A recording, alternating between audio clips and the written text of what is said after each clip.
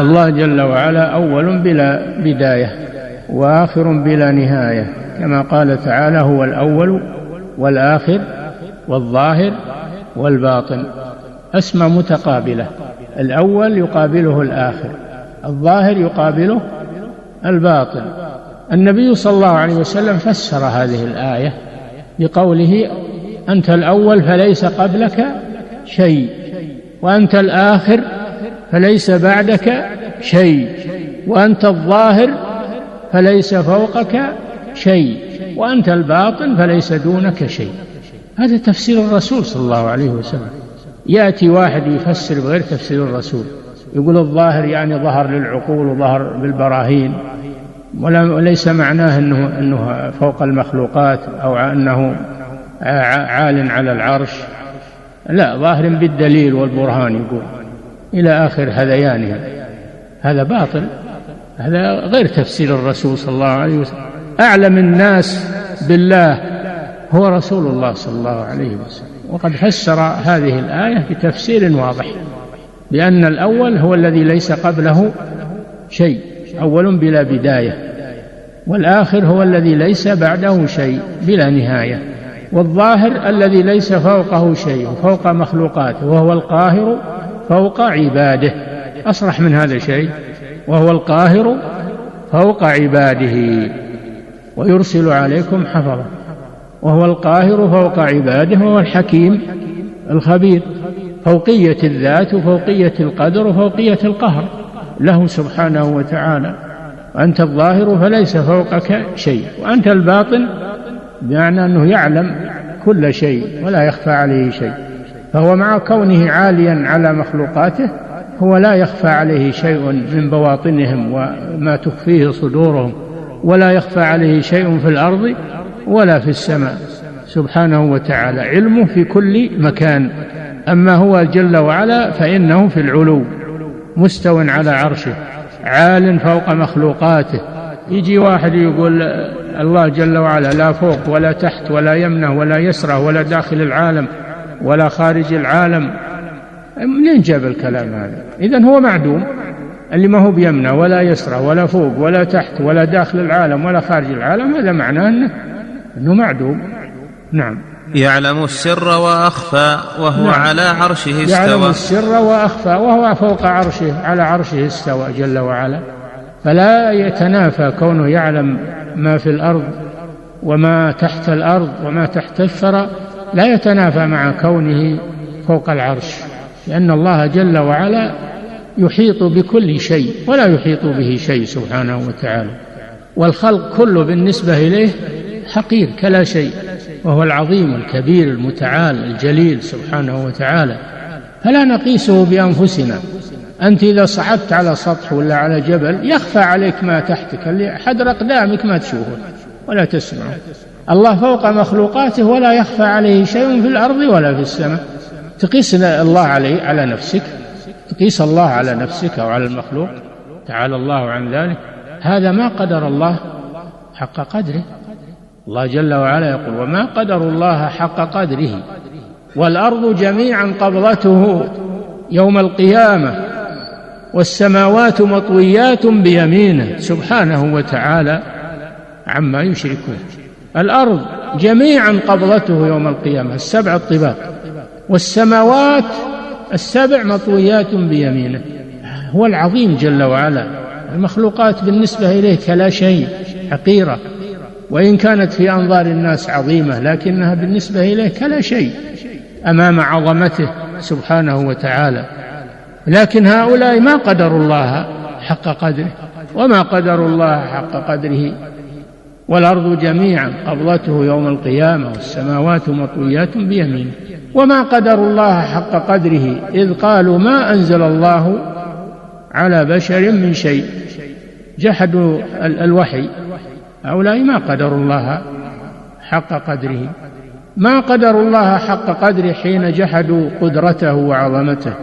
يا أيها الناس ضرب مثل فاستمعوا له إن الذين تدعون من دون الله لن يخلقوا ذبابا ولو اجتمعوا له وإن يسلبهم الذباب شيئا لا يستنقذوه منه ضعف الطالب والمطلوب ما قدر الله حق قدره، ما قدر الله حق قدره، ما عرفوا عظمة الله وقدرته وجلاله وعلمه، فهم يقيسونه على أنفسهم، فلذلك تنقصوا الله عز وجل. إذا كنتم أجمعكم من أولكم إلى آخركم وجنكم وإنسكم لو اجتمعتم على خلق ذباب أقل شيء ما تستطيعون، ذباب، وخصوصا الذين تدعونهم من دون الله من الآلهة والأرباب لن يخلقوا ذبابا ولو اجتمعوا له. لو تجيب الأطباء ومهرة الأطباء والحذاق في العالم والصناع والمخترعين تقول لهم أوجدوا لنا ذباب ما يستطيعون، مع أنهم يستطيعون أنهم يبنون البواخر الهائلة ويبنون الطائرات والطائرات الكبيرة التي تحمل المطارات، يقدرون على هذه الأشياء الجمادات. أما خلق ذباب وإيداع الروح فيه ونفخ الروح فيه حركة حياة ما يستطيعون هذا. يمكن يجي يصور صورة الذباب، يصور صورة الإنسان أو السبع أو الأسد لكن تقول له خلوه يمشي، خلوه يتكلم، خلوه، ما يستطيع، إنما يخطط فقط تخطيط. لكن نفخ الروح هذا من أمر الله جل وعلا، من أمر الله جل وعلا. فكيف يقاس الخالق جل وعلا بالمخلوق؟ ما قدر الله حق قدره. إن الله قوي عزيز، قوي عزيز سبحانه وتعالى، لا تبلغه العقول والأوهام ولا تتخيله الأفكار سبحانه وتعالى. نعم. يعلم السر وأخفى وهو على عرشه استوى. نعم، لا يتنافى هذا مع هذا، أنه يعلم السر وأخفى وهو على عرشه استوى. فلا يقال أنه إذا استوى على العرش يصير بعيد عن الناس ولا يسمع ولا يرى مثل المخلوق، لا، الله جل وعلا الأشياء عنده سواء، ما يخفى عليه شيء سبحانه وتعالى، القريب والبعيد، والأول وأول الخلق وآخر الخلق، والدنيا والآخرة، كل شيء هو في علم الله سبحانه وتعالى لا يخفى عليه. نعم. ولذلك يسير هذا الكون الهائل، يسيره سبحانه بقدرته وإرادته وصنعته. هل هو الكون الهائل هذا أحد يستطيع يسير شيء منه؟ لا، إلا الله سبحانه وتعالى. إن الله يمسك السماوات والأرض أن تزولا ولئن زالتا إن أمسكهما من أحد من بعده إنه كان حليما غفورا.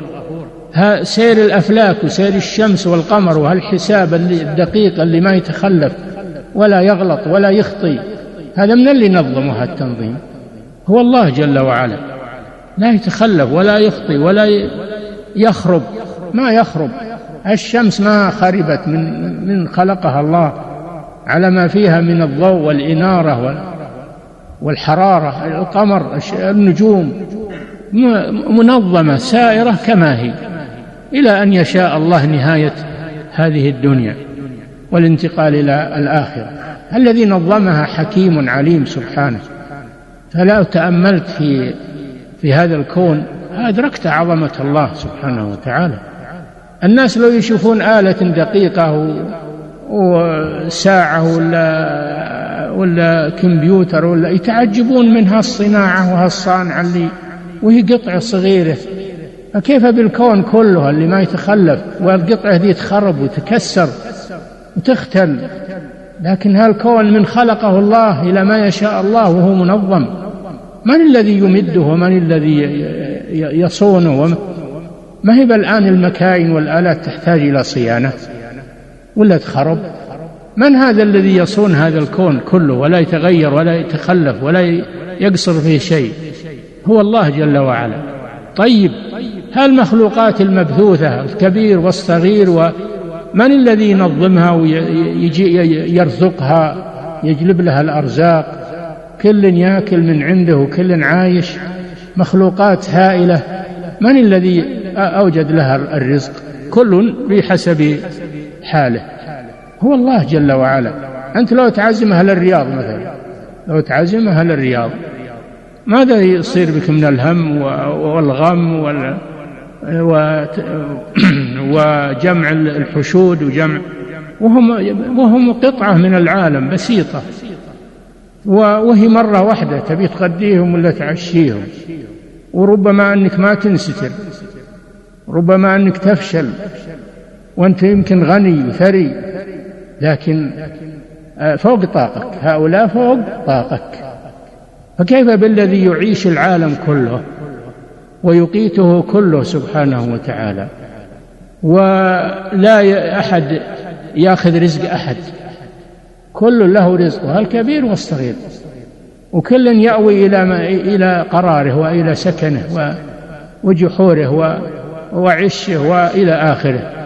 واللي في البحر أكثر من اللي في البر، حيوانات البحر وعالم البحر أكثر، وكلها عايشة وكلها يأتيها رزقها. من الذي يرزقها؟ ومن الذي؟ هو الله جل وعلا. فكيف هذا يتصور سبحانه وتعالى؟ كيف يدخل تحت التصور؟ لا يعلمه إلا هو سبحانه، وأعلم الخلق به رسوله صلى الله عليه وسلم. فالواجب أن نسلم لما جاء عن الله لأنه أعلم بنفسه، ونسلم لما جاء عن رسول الله لأن الرسول أعلم الخلق بربه سبحانه وتعالى، ولا نعترض ولا نتدخل بعقولنا وأفكارنا. نعم. يعلم السر وأخفى وهو على عرشه استوى.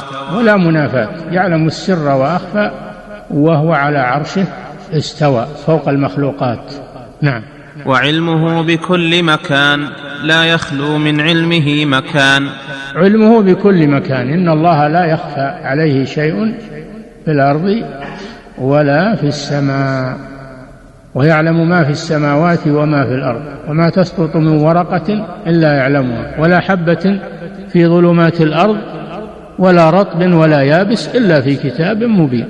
وهو الذي يتوفاكم بالليل يعني بالنوم، ويعلم ما جرحتم أي ما كسبتم بالنهار، ثم يبعثكم فيه اليقظة، تقومون من النوم، من اللي نومكم بالأول ومن اللي يقظكم هو الله سبحانه وتعالى. لو فكرت في هذا الكون، فكرت في لا أدركت العجز، عجز نفسك عن هذه الأمور تصورها، ولدلك هذا على عظمة الله، وسلمت لله عز وجل. لو تأملت في كلام الرسول صلى الله عليه وسلم وما أخبر به من الحوادث الماضية والمستقبلة، وتأتي كما أخبر صلى الله عليه وسلم، من الذي دله على هذا؟ هو الله جل وعلا، هو الذي أوحى إليه، ما هو من عنده هو، وإنما هو من عند الله عز وجل. إذا طبقت الأحاديث على الوقائع تتعجب. الرسول صلى الله عليه وسلم يذكر لنا من سير الأنبياء، والله ذكر في القرآن من سير الأنبياء والأمم الشيء الكثير، مع أن عصره متأخر. من الذي أطلعه على هذا؟ هو الله جل وعلا. هذا دليل على أنه رسول من عند الله. هذا القرآن العظيم هذا يمكن أحد يأتي به؟ قل إن اجتمعت الإنس والجن على أن يأتوا بمثل هذا القرآن لا يأتون بمثله. هو من كلام البشر؟ من كلام الله جل وعلا. وإنما الرسول مبلغ عن الله جل وعلا، مبلغ وأوحي إلي هذا القرآن لينذركم به ومن بلغ. هو مبلغ عن الله جل وعلا، ولهم من كلامه. ما يمكن يكون هذا كلام بشر أبدا، إلا كلام رب البشر سبحانه وتعالى. نعم.